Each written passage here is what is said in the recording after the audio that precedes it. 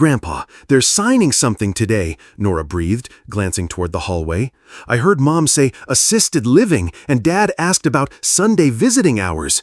They think you forget things. They're making a list." Her voice trembled. "If you stay here, they'll make it true.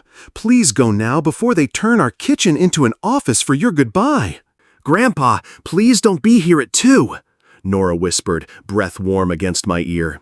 "They keep calling it assisted living like it's a favor, but it sounds like a goodbye with polite lighting." Her fingers pinched the cuff of my flannel. "Mom wrote intake this afternoon." The kitchen hummed with ordinary noises, the fridge, the clock, the leaf blower 2 houses down, while something quiet and heavy settled in my chest. 12-year-old courage lived in Nora's eyes. She understood more than the room would allow. "Upstairs," I told her softly. "If your mom asks, you're on your science poster. You did the right thing." She slipped a small black remote into my palm. "Garage," she mouthed, then disappeared, her door clicking shut like a secret taken up the stairs. Madison's planner lay open on the counter, a neat confession in red ink. Today's date circled, the word placement, and in parentheses, afternoon. No anger, just a steadiness rising from the floorboards. If they were building a story without me, I would not stand still and admire the craftsmanship.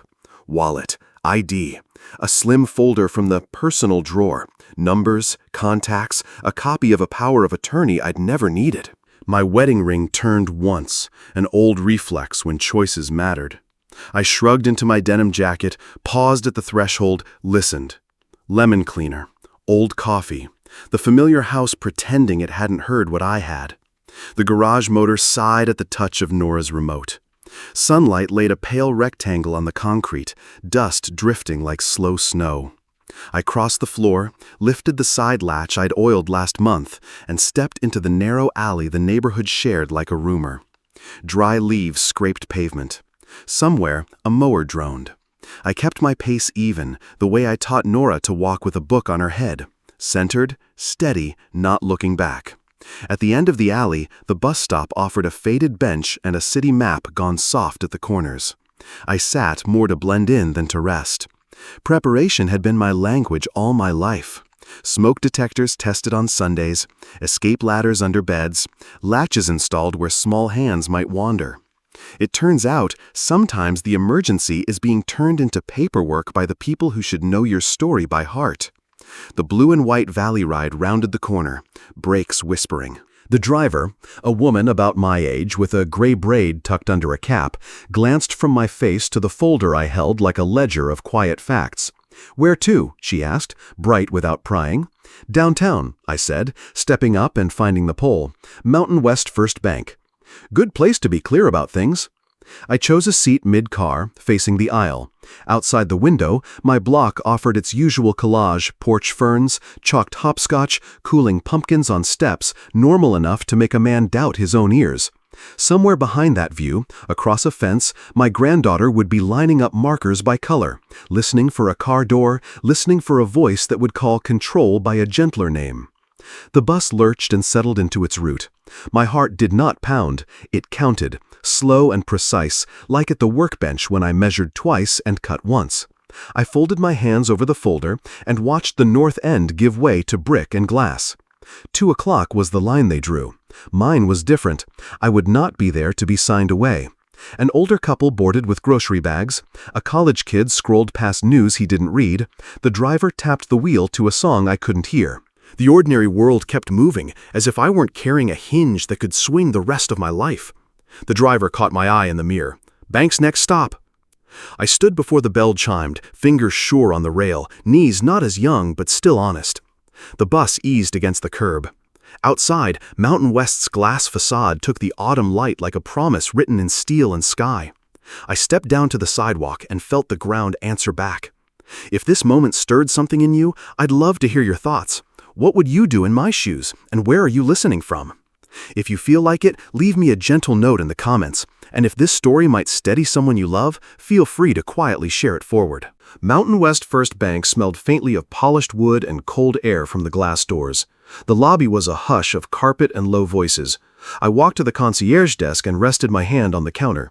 "Safe deposit, please," I said. "Of course," the assistant manager replied, glancing at my driver's license and the brass key I set beside it. "Mr. Carter, right this way." We moved past framed photographs of Boise and black and white canals, brick warehouses, a streetcar gone 50 years, and stopped at a door that recognized her badge with a soft green light. The vault beyond was not a movie vault. It was quiet, the walls threaded with steel boxes. "I'll give you privacy," she said. "Ring if you need copies." When the door clicked shut, I set the box down and eased the lid open. The familiar order calmed me. Envelopes labeled by hand, a thin binder, a leather notebook from the year my wife and I promised ourselves we'd keep better records. On top sat 3 letters on company letterhead, each a renewal I had read twice when they arrived and filed without ceremony. Safe Sense Garage Sensor, license term extended, quarterly deposit schedule unchanged. Attached, a stub from the summer 55,000 even. Child Guard Smart Latch, license term extended, quarterly deposit 35,000. Stove Watch Auto Off, license term extended, quarterly deposit 22,500. I traced the edge of one page with a finger, the way I used to check a cut for burrs. The devices were not glamorous. They did one thing and did it every time. It turns out reliability pays, quietly. I opened the binder. Blue chip funds and dividend ETFs sat in their sleeves, purchased in dull batches over the years. A statement showed balances just north of 5.2 million. Municipal bonds on the next tab tallied 3.4 million, staggered maturities like fence pickets. Cash accounts came to 900,000. A sheet in the back summarized the rental in Meridian and the insurance that sleeps under it. At the bottom, in the tiny type the printer favors, net worth $12,800,000. My wife's handwriting lived on a yellowed index card tucked in the pocket. "Don't forget to breathe. Don't forget to eat. Don't sign anything hungry." I smiled, a muscle memory that hurt a little and helped more. I pressed the room's call button. The assistant manager returned with a patient face. "Could you make me certified copies of these renewals and the summary page?" I asked, "and print an updated safe deposit inventory with today's date?" "Absolutely." She took the pages like a nurse carrying x-rays and returned a few minutes later with a neat stack and a glass of water. "Anything else, Mr. Carter?" "That will do for today. Thank you for the care." When she left, I took out my phone. 2 missed calls from Lucas, 1 text from Madison. "Are you home? We're worried." The words looked polite dressed in pixels. I set the phone face down and dragged the chair closer to the table. I was not hiding, I was preparing. I unlocked my contacts and found Lionel Green. Elder law, estates, the calm voice who never rushed a client toward an answer he did not understand. The bank's HVAC sighed through the vent as if the building had a steady lung. I tapped call. "Lionel Green." "Lionel, it's Sam Carter," I said. "I need to see you first thing tomorrow." There was a pause, the sound of a calendar opening. 8 sharp, he said. "Bring everything." "I will." 8 sharp, Lionel opened his own door and waved me into a room that smelled of lemon oil and fresh paper. His suit was the color of river rock. His eyes did the same thing the river does, took everything in and kept moving. "Tell me the short version," he said. I laid the certified copies on the table. "Royalties steady, portfolio conservative. My son and daughter-in-law have been researching assisted living and asked about conservatorship. I will not be made into paperwork." Lionel nodded once.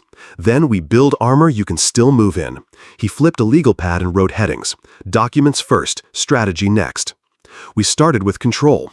A durable power of attorney, springing, not immediate, naming an independent fiduciary from his firm as agent only if 2 physicians certify incapacity.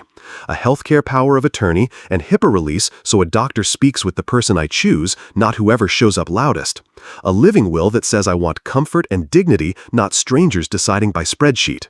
He spoke in clean sentences. The pen kept time. "Now the trust," he said.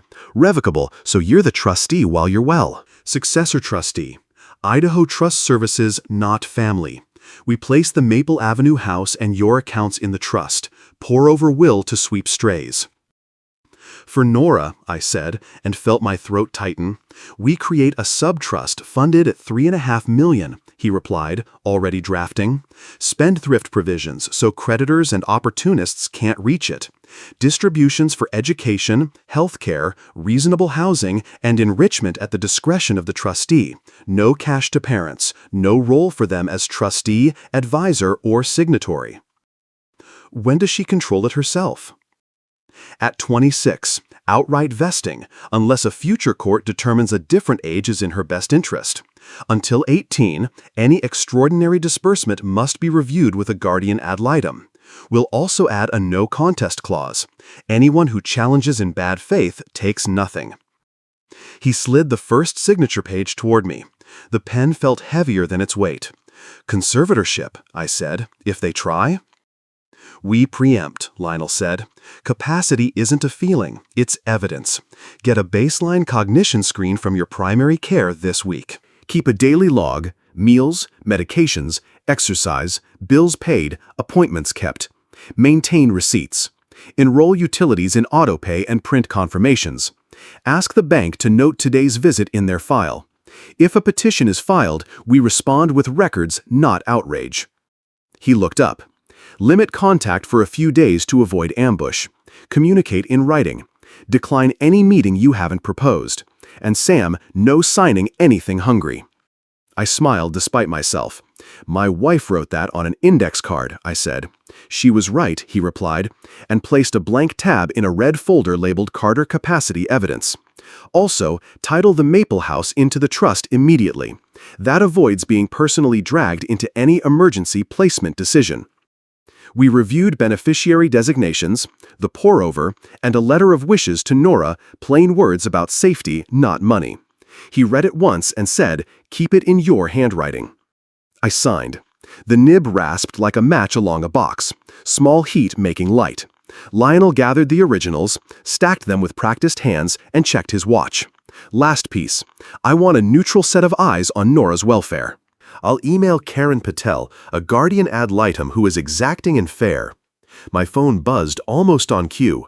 A new message slid across the screen. Ms. Patel, subject, family welfare conversation, Thursday, 2 in the afternoon. Location, neutral office, downtown, please confirm. I typed, confirmed, and set the phone down. Paper had turned into plan had turned into posture. Armor you can still move in, I said. Lionel capped his pen. Exactly. Now, go eat something and don't answer the door for anyone you didn't invite. The Maple Avenue house sat quiet beneath cottonwood shade, a modest craftsman with a deep porch and a roofline that looked like it had learned patience. The agent unlocked the door and the hinges gave a polite sigh. Inside, the rooms were clean and empty, the kind of emptiness that feels like paper waiting for ink. Pine floors, a narrow staircase, a kitchen with sunlight pooling on tile. Out the back windows the old fence ran between yards, and beyond it, my son's lawn and the corner of Nora's window where a paper solar system hung by thread. We have 2 offers contingent on financing, the agent said, setting a folder on the counter, and 1 investor circling. You mentioned cash. I did, I said. No contingencies besides clear title and a simple inspection for safety hazards. I can wire earnest money today and close in 10 days. Her eyebrows lifted a notch at the certainty. $342,000 would take it off the table right now. I can write it up. We sat at the kitchen island on the only 2 stools left in the house. She slid forms across and I read every line, the habit of a man who knows that fractions matter. Purchase price in words and numbers. Closing at a small title office near downtown. Possession on recording. I initialed with a hand that did not shake, and she called the seller while I called my bank. Fee-free wire out to title in 1 hour, the banker said. Do you want us to note the trust vesting now or at closing? Now, I said. Title should read Samuel Carter, trustee of the Sam Carter Revocable Trust, dated today's date. Please email instructions to the title officer and copy my attorney. By the time we finished a slow walkthrough, an email had answered itself on my phone. Wire confirmation. Earnest money received. A second email from the title office acknowledging the vesting language for the deed. 10 days became less an estimate than a promise the county recorder could keep. Upstairs, the small front room faced Nora's window across the property line. I measured the wall with my eyes and pictured a simple desk, a lamp with a shade that throws a circle of warm light, a corkboard for school schedules and sketches. In the closet, 2 shelves would hold books, and a shoebox full of odds and ends a 12-year-old considers treasure. I could hear her laugh in my head, the one that appears when an idea clicks. Back downstairs, I took a yellow pad and made a list the way I have done my whole life. Child guard latches on the basement door and cleaning cabinet. Stove watch modules on the range with a manual override only a tall person could reach. Safe sense in the garage, with the door sensor tied to an audible chime for good measure. Battery checks on the first Sunday of the month, written on the calendar in ink. Smoke detectors where they belong, not where they creep toward the doorway to look better. The garage would be a workshop again, though smaller, ordered like a hymn. Pegboard, hand tools, a vise bolted to the bench. I would mount a little sign where I could see it when I sat down to work. Safety is love in action. I could show Nora how a good latch sounds when it closes, the clean click that says the job honors the person it protects. Out back, the fence looked less like a barrier than a line people agree to step to and not over. I stood at the kitchen sink and watched a curtain move in my son's house. For a moment, the paper planets in Nora's window turned, and a slow pride passed through me like the first swallow of water after a long walk. My phone buzzed on the counter. A text from Madison. "We have a consultation with an elder law attorney on Wednesday at 10. It's just to understand options. Please call." I looked at the wire receipt and then at the fence. Options read differently when the ground under your feet belongs to your better plan. I set the phone face down and wrote one more line on my list. Keys for Nora, on a blue lanyard, labeled simply Home. Back at the hotel, the kind with carpet that hushes your steps, I spread the day across the desk like a map. Certified copies on the left, the wire receipt centered, a fresh legal pad on the right. The room smelled faintly of detergent and someone else's coffee. I set the little digital recorder beside my wallet and pressed power. The red number blinked to life, idle, patient. I made folders the way a carpenter makes jigs, so the work repeats cleanly. Packet A, Assisted Living Research. I printed screenshots Madison had viewed, facility names, prices, the small print about lockdown nights. Packet B, Intent. Photos of her planner with the circled date, the word placement, and the parenthesis I could not unsee. Packet C, Money. My estimate of their debts from what they'd said over the years and the records I could lawfully gather. I wasn't building a case to win an argument. I was building clarity to survive one. Lionel's voice from the morning still steadied the air. Capacity isn't a feeling, it's evidence. I opened my calendar and booked what he'd asked for. A cognition baseline with my primary care for Wednesday morning, a pharmacist consult to review my medications, reminders to pay 2 utility bills from the hotel's business center and print the confirmations. I labeled a red folder Carter Capacity and slid the fresh printouts inside. The routine felt like breathing with purpose. I drew a line down my pad and wrote, "Facts before feelings." Under it, 4 sentences in plain English I would read if my voice tried to climb. I am competent and safe at home. I decline any placement.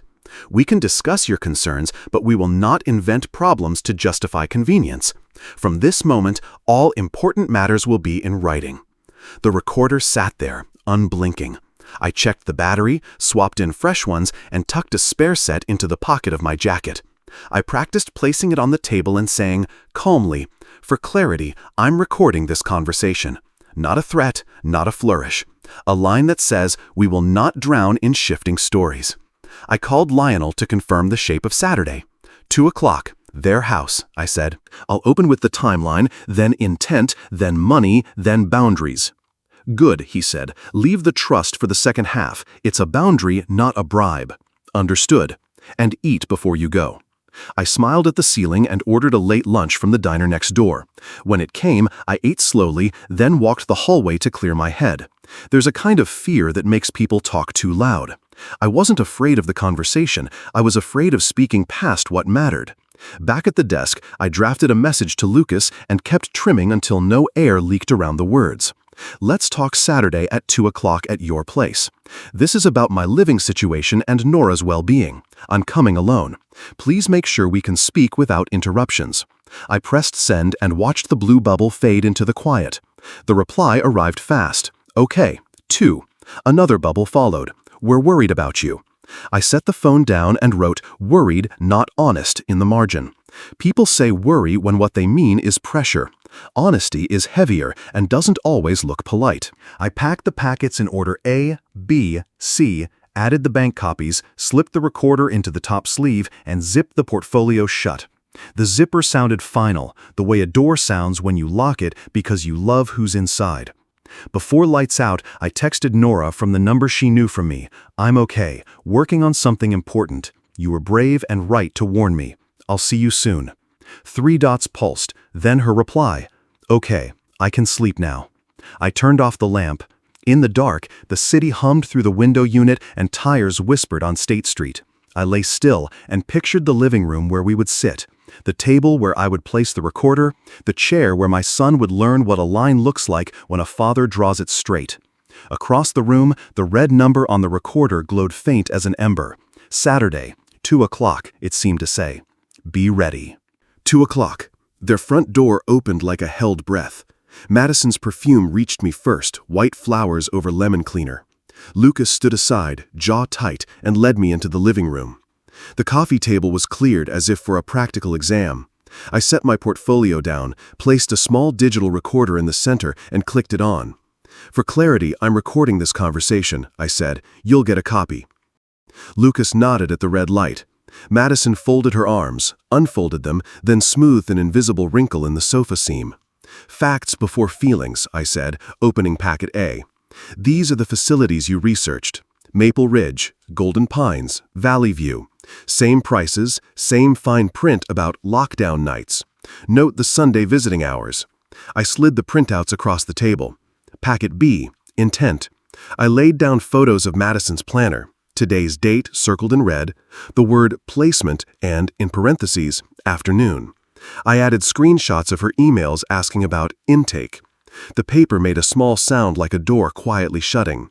We're trying to keep you safe, Madison said. Safe is a door you can open from the inside, I replied. A cage is a door that locks politely. Lucas rubbed his temples. Dad, we're drowning. We thought...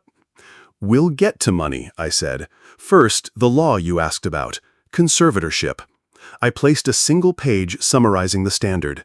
Capacity isn't a feeling, it's evidence. Courts require less restrictive options first. What you've built here is a story, not a record.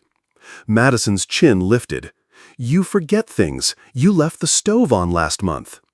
I cut the breaker and replaced the auto-off module the next morning, I said, tapping a receipt. That's the difference between narrative and proof. Silence gathered. A pipe clicked somewhere in the walls. The house smelled like citrus and worry. I won't be placed, I said evenly. I will discuss your concerns, but we will not invent problems to justify convenience. From now on, important matters go in writing. Lucas's hands opened and closed. We don't want a fight. Neither do I. I want clarity. I turned to the last sleeve but kept the page face down. Before we talk solutions, we need the right question. Is this about my safety, or is it about your pressure? I flipped the page and slid it into the light. Columns, dates, interest rates, minimums, a careful estimate drawn from public records and what you've told me. This is my best guess at your balances and obligations, I said quietly. Is this why you called it help? The clock on the mantel ticked once, loud as a gavel. Madison looked toward the hallway, then back at the paper. Lucas stared at the numbers like they were a language he almost remembered. The recorder's red eye blinked steadily between us, holding the room to the line we had drawn. Outside, a siren Dopplered past and faded, ordinary life resuming. I kept my voice level and waited for their answer. Lucas stared at the columns like they might blink and show a smaller sum. We're underwater, he said finally, voice low. Cards, a second mortgage. It got away from us. Madison's mouth pressed thin. We didn't plan to hurt you. We planned to survive. The recorder's red light blinked once, even as shame colored the room. I believe the pressure is real, I said, but calling it help while signing me away is not a solution. So here is the line. I slid the debt page back toward them and opened my portfolio again. I won't be placed, and I won't disappear either. They both looked up. I set a single page in the center.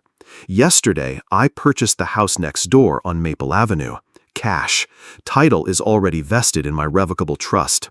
I'm not moving there to spy on you. I'm moving there so Nora can knock on my door without a gatekeeper. Madison's eyes flicked, involuntary, toward the window. Lucas swallowed. You bought the house? He said, as if the words were heavier than English. I nodded. $342,000. 10-day close. Keys on recording. I could feel the question forming behind their eyes. How? I'm not making you a target, I said. But you need to understand I am not vulnerable in the way you imagined. I tapped the next page, a one-line summary. Between royalties, investments, bonds, and a small rental, my net worth sits at $12.8 million. This is not bait, it's context. Madison's hand covered her mouth. Lucas sagged, then straightened. Why didn't you tell me? He asked. Because character can't be inherited, I said. It's built, and now we build or we break. Which brings me to Nora. I placed a letter on the table. A subtrust for Nora is funded at $3.5 million. Education, health, reasonable housing, enrichment. Spendthrift protection. Trusteeship by a professional, not family. You cannot access it. At 26, it vests to her. That's a lot, Madison whispered. It's enough to free her from your panic, I said. Not enough to excuse her from work. I set my palms flat. Conditions, if you want any relationship with me that isn't through lawyers. I counted on my fingers. 1. Stop telling people I'm confused. Retract it privately and where you spread it. 2. All serious matters in writing. 3. Weekly counseling for 90 days, both of you, and one family session every other week. 4. A written schedule that guarantees Nora's time with me, daily touchpoints, and overnights as appropriate. Karen Patel has us Thursday at 2 to discuss best interests. We will listen to her. 5, I continued, budget transparency. Cut the cards, create a plan, follow it. I don't need to see your statements, but the counselor does. 6, a real apology to Nora for lying about my being sick. To me, you may take longer. Trust and forgiveness are earned. Lucas rubbed his jaw, eyes bright. And if we don't? Then you'll find that people with clear records and counsel don't get steamrolled, I said. If you push conservatorship or placement, I will respond fully and publicly to protect myself and Nora.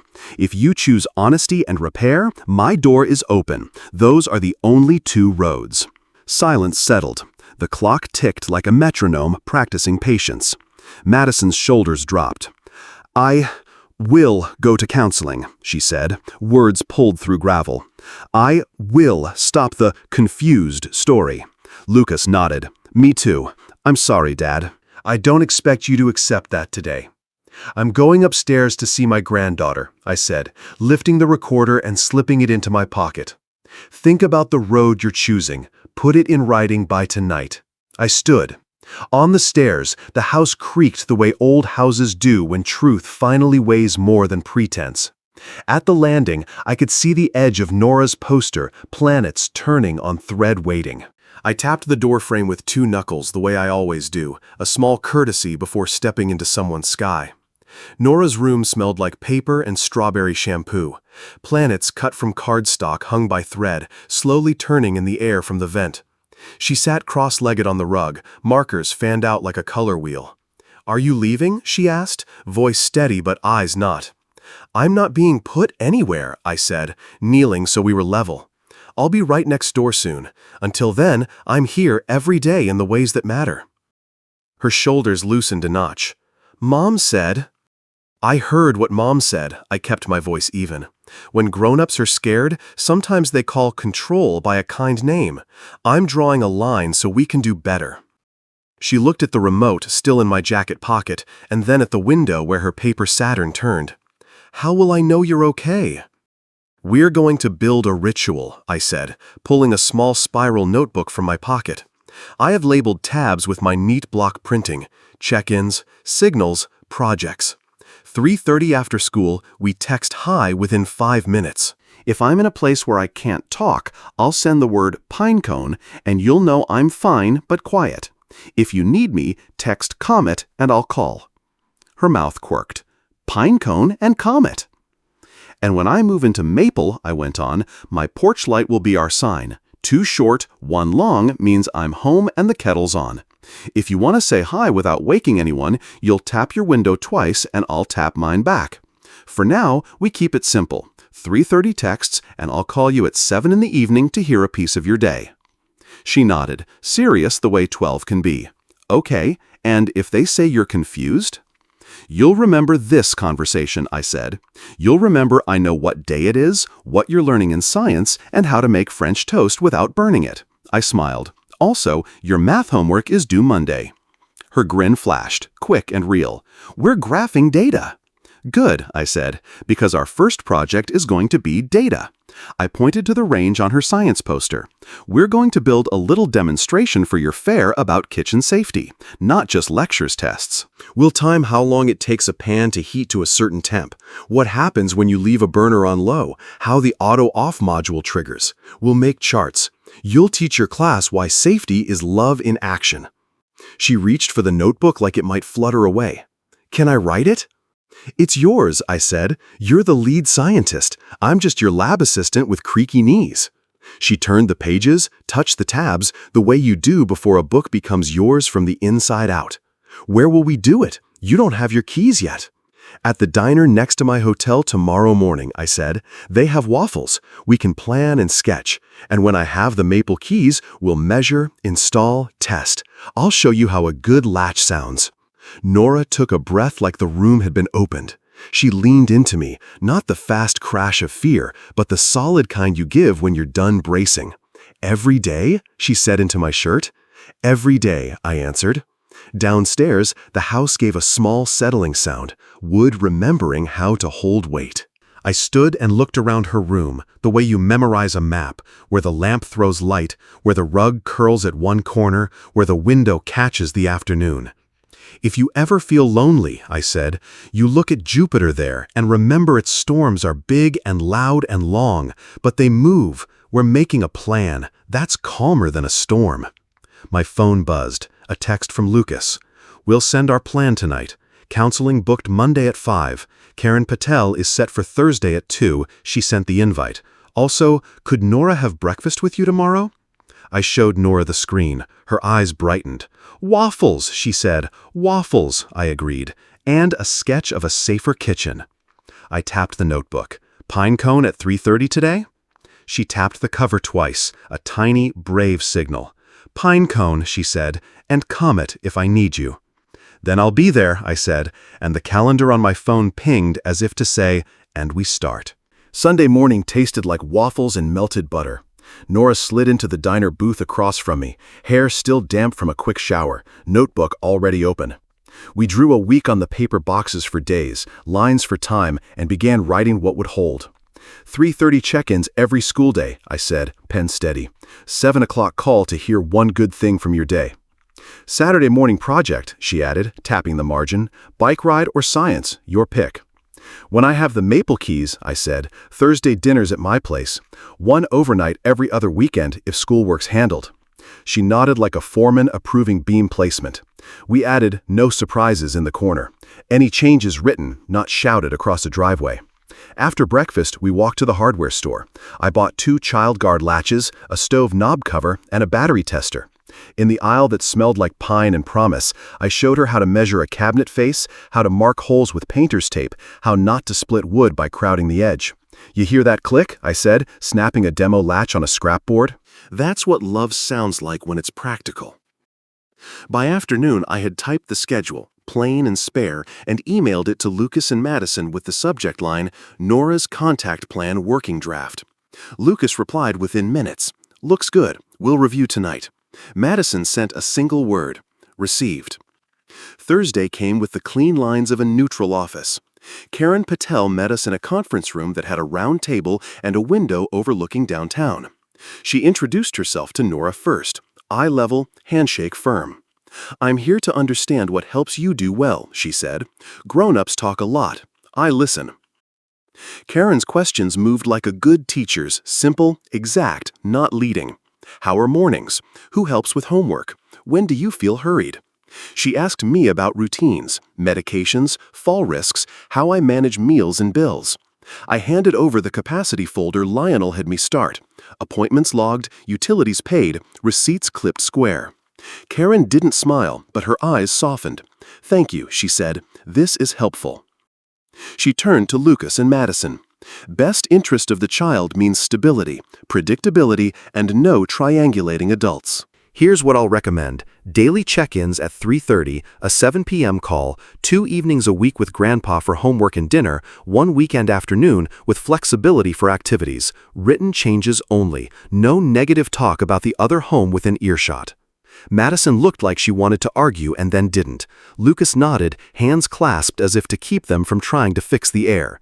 Karen continued, "Regarding Mr. Carter's living situation, any change must be clinically indicated, supported by evidence. The court expects least restrictive alternatives first. Home supports, safety devices, transportation help before anything like placement.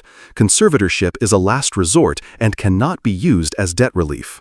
She made a few notes, then looked at Nora again. "Anything you want adults to stop doing?" "Calling things help when it's really control," Nora said, small but steady. Karen wrote it verbatim. "I'll circulate a memo today with recommendations and a template schedule. I'd like a brief school check-in next week and a home observation after Mr. Carter moves. For now, begin the plan you drafted. Put it in writing by tonight." We stood. Karen shook each hand the same way she'd shaken Nora's. "If anyone wants to talk to me," she said, "email is best. Feelings can go loud, paper stays calm." In the lobby, Nora slipped her hand into mine like a fact. My phone buzzed. Calendar, family counseling, Monday, 5 p.m., confirmed. A second ping. "Lucas, we signed a plan and sent it back." Madison added, "We'll try." I typed, "Thank you, starting now." Outside, the late-day light pooled on the sidewalk like something you could step into and be steadier for it. The chairs were set in a circle, the kind that says there are no corners to hide in. The room smelled faintly of tea and dry erase marker.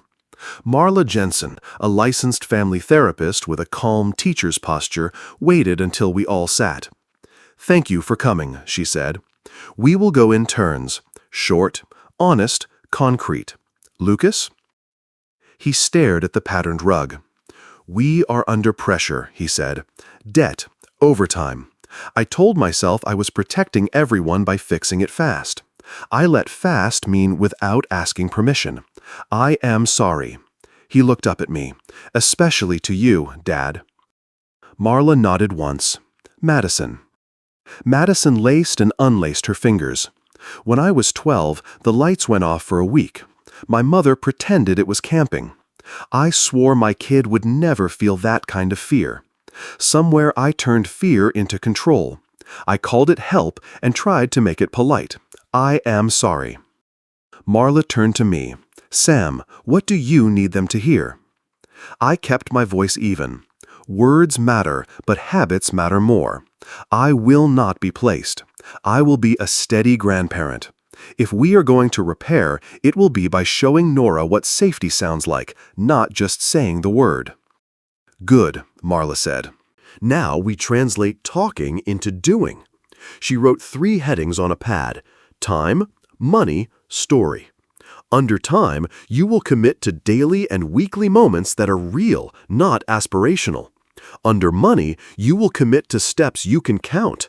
Under story, you will commit to what you will stop saying. She looked at Lucas and Madison. "Propose specifics." Lucas cleared his throat. "Family dinner 4 nights a week at home, phones away. I read with Nora 30 minutes 5 nights a week." He glanced at me. "Thursday dinner at Dad's, plus every other Saturday afternoon there." Madison added, "I will cut up the credit cards tonight and bring the pieces next session. We will meet with a nonprofit counselor this week and send you the written budget within 10 days. Marla wrote briskly. "Good. Story?" Madison's eyes shone. "I will call the neighbors I scared and correct what I said. No more confused. If I am worried, I will say worried and ask for help without inventing symptoms." Lucas said, "All changes in writing. No threats, no for your own good talk." Marla slid a page to me. Sam, your items. Thursday dinner at my place, I said. One overnight every other weekend, schoolwork permitting. I will text Nora at 3:30 and call at 7. I will attend counseling when invited, not to score points, but to model repair. Marla drew boxes beside each item. These are this week's homework. Check boxes when done. Photograph and email me on Sunday night. She capped her pen. 2 more pieces. Apologies are verbs. Tonight, you will apologize to Nora for lying about her grandfather being sick, and you will name what you will do differently. Also, money. You will bring a trash bag of cut cards next week. I will not accept promises without pieces. Lucas managed a rueful smile. Understood. Marla stood, the signal that the hour had run. Repair is boring on purpose, she said. Boring keeps children safe. See you in 7 days. In the parking lot, cool evening air held the day's heat like a memory. Lucas looked at me. Thursday, he said, not a question. 6 o'clock? I nodded. My phone buzzed. An email from Marla arrived. Session summary, homework, and a blank grid labeled Week 1. Beneath it, a single line. Paper stays calm. By midweek, the grid Marla had emailed sat on Lucas's fridge with 3 boxes checked in blue. Family dinners, Thursday with Grandpa, budget meetings scheduled. The house smelled like tomato sauce and something warm and yeasty. Phones were stacked on the counter, face down. Nora set 3 plates, humming under her breath. After we ate, Lucas rinsed dishes and wiped the table like a man relearning muscle memory. Book time, he said. He and Nora curled into the sofa with a paperback about a girl who builds things from spare parts. He read 30 minutes out loud, voice steady, asking questions the way good readers do. Madison listened from the chair, not interrupting, just present. At the kitchen island afterward, Madison slid a zip-top bag across to me. Inside, confetti of plastic and embossed names. All the cards, she said. I cut them. We meet the nonprofit counselor Friday at 10. We'll send the written budget the middle of next week. She held my gaze. No more pretending we can outspend a feeling. Good, I said. Paper stays calm. Thursday dinner moved to Maple even before I had the keys, courtesy of takeout and an empty house that felt like a blank staff waiting for notes. We sat on the floor around the coffee table I'd hauled in from storage, the one with a scar where Nora learned not to drag a chisel. We sketched the Stovewatch demo on graph paper, axes labeled time and temperature, notes about pan materials, variables bolded. Control first, I told her. Same burner, same pan, same starting temperature. We only change one thing at a time. She logged it all, careful and neat. We taped a chart to the wall and set the portable induction burner on the table, a stand-in until my range arrived. She grinned when the probe beeped, numbers marching into sense. Halfway through a second run, a small dizziness wavered at the edges of my vision. The room didn't tilt, but it considered it. I set the thermometer down. Pause, I said. Nora looked up, assessed, and moved without drama. She turned the burner off, slid the pan to a trivet, and touched my elbow. Sit, she said, the calm of a 12-year-old who is practiced. She fetched the juice box from the backpack we'd packed for just in case, set it in my hand, and checked the time on her watch. 3 minutes, sip slow. She opened the notebook to the safety tab, found the bulleted list we'd written together, and tracked with a finger. Seat, sugar, breathe, reassess. She did not call for anyone. She did not gasp the moment with fear. By the time 3 minutes passed, the fuzziness had thinned. I breathed in, deep and even. Thank you, I said. She shrugged like you do when you remember a drill and simply run it. You taught me to be loud when it matters. Right now wasn't loud. We finished logging the second run and left a margin note. Unexpected variable, Grandpa. She drew a small smile by it, then closed the notebook. I showed her how to coil the probe wire without kinks and why that matters to people who come after you and don't know the story. On Sunday, a photo went to Marla. The week 1 grid with boxes checked. Dinners, reading, Thursday dinner, daily check-ins, 7 o'clock calls. A second photo followed. Madison's bag of card confetti, labeled with the date. Marla responded with a single thumbs-up emoji and a line, "See you tomorrow." That evening, Lucas walked me to Maple with 2 folding chairs. The block was quiet in that Boise way, sprinklers ticking, a dog choosing not to bark. He set a chair on the porch and sat. "Thank you for Thursday," he said. "It's different when you put things on paper." "It is," I said. He watched his hands for a moment, then looked toward my garage, where the pegboard still leaned against the wall, waiting to be hung. "Do you have time to talk? Just us," he asked. "About when I was 10, your workshop." "Now?" I said. "If you can," he answered, voice careful, like a man stepping back into a room he once left too fast. Lucas set the chairs side by side on my porch, then sat like he was easing into cold water. The block was quiet, sprinklers ticking, a dog choosing not to bark. He looked at his hands and then at my garage, where the pegboard still leaned against the wall. "When I was 10, he said, "you let me sand the edge of that maple board until it was square. I messed it up. You didn't yell, you just flipped the board, showed me how to check for square, and said, 'Measure your breath before you measure the cut.' I haven't been measuring my breath." I let the quiet do a little work. "What breath are you measuring now?" "The part that panics," he said. "I kept trying to fix everything fast. Fast turned into secret, secret turned into wrong." He rubbed his jaw. "I can't apologize you back to before this. I can only do the grid and keep doing it." "That's the work," I said, boring on purpose. He nodded, eyes bright and unashamed. "I'd like, when you're ready, to bring Nora into your garage and hear about the things you made. Not the money, the why."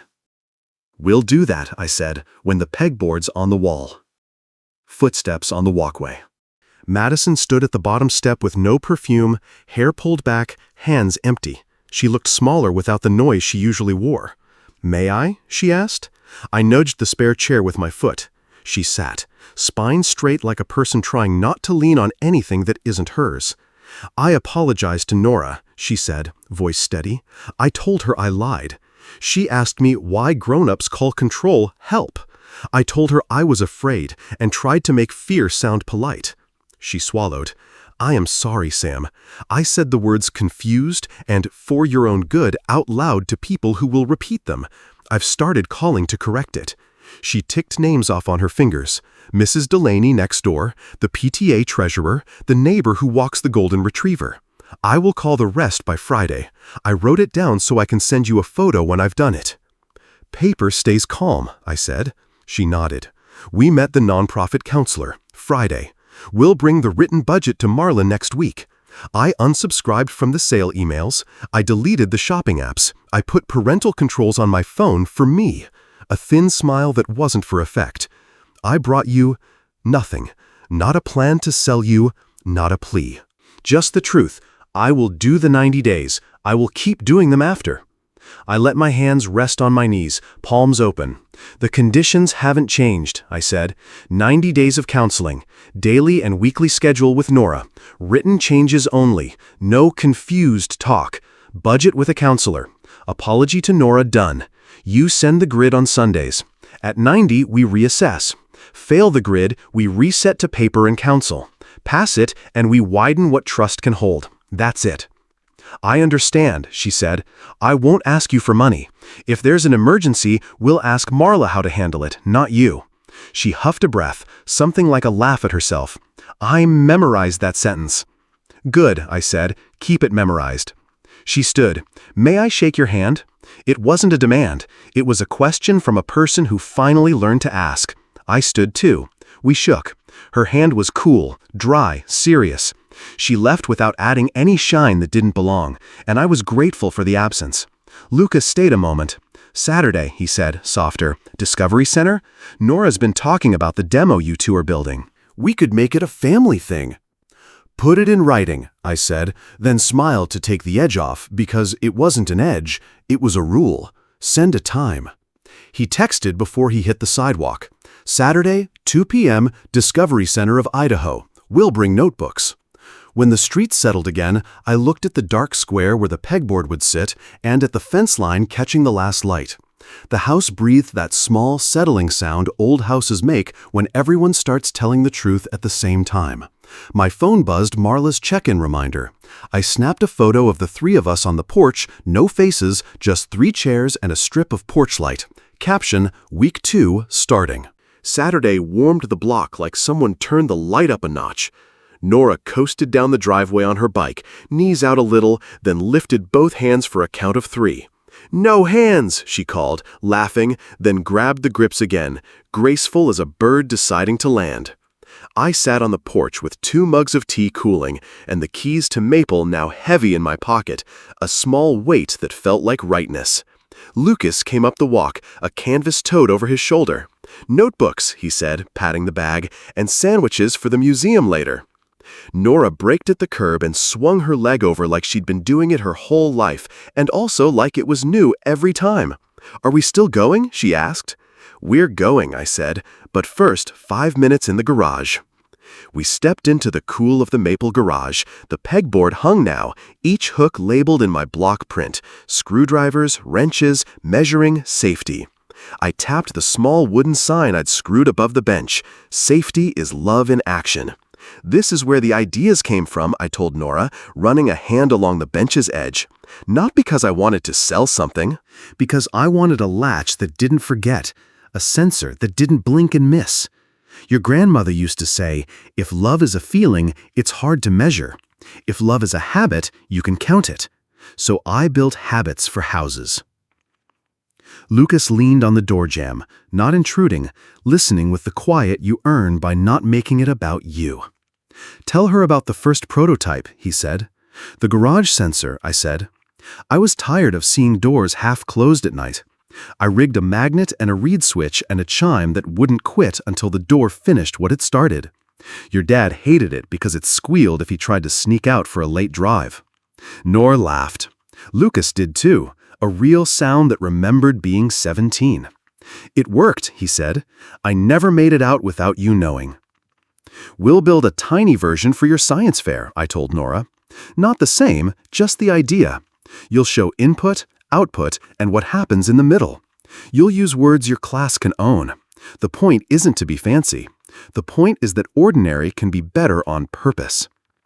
She traced the outline of the bench vise with a finger. "Can I try it?" she asked.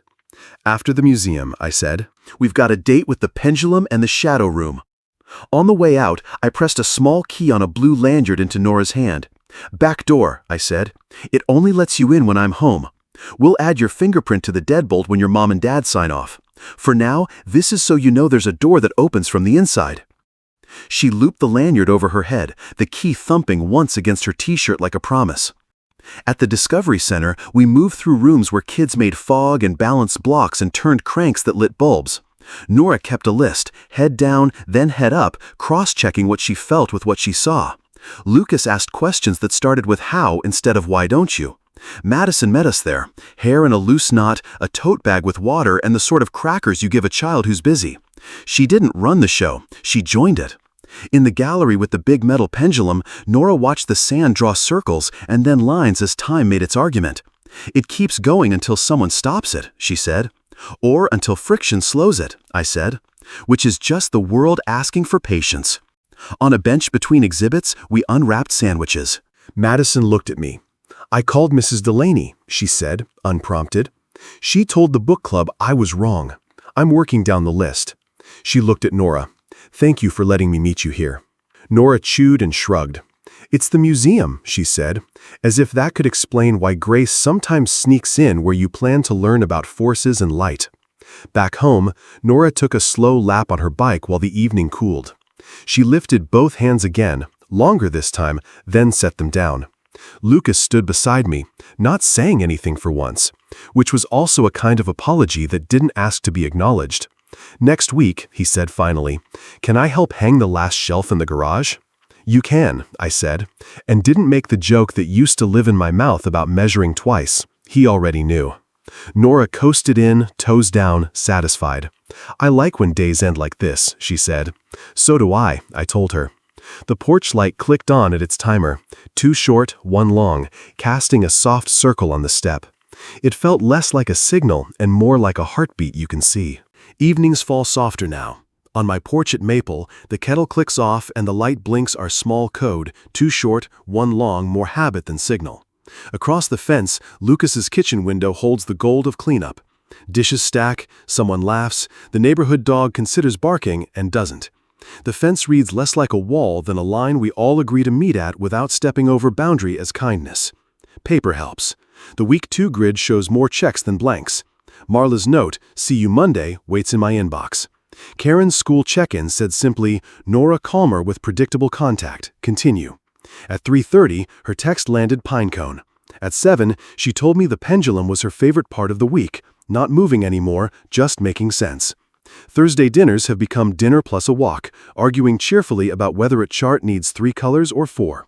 Lucas steps onto his porch and raises a mug. "Budget draft tomorrow," he calls. "We'll email before counseling." Paper stays calm, I answer. Madison appears beside him, hair in a simple knot, hands empty on purpose. "I finish the calls," she says. "If I missed anyone, I'll keep listening." She doesn't add shine that doesn't belong. Repair is busy and quiet. I think about the numbers I kept tidy all these years. Royalties, bonds, accounts, and how money is a lever but not a cure. Character places the fulcrum. I showed my numbers only to draw a line with ink, not volume. A clean line can be a kind of kindness too. Nora comes out with her notebook and sits beside me. "I picked 3 colors," she says, as if a council might convene to applaud it. "Blue for time, red for temperature, green for mistakes we learn from." "Green for learning," I say. "Good color." She rests her head against my shoulder. "When can we add my fingerprint to the back door?" "When your mom and dad sign off," I say. "We do it the right way, even when the right way is slower." "Slow is okay," she says. The pendulum was slow and still made a picture. Streetlights string on up the block. A bike rattles past with cards pegged to spokes. Ordinary, on purpose.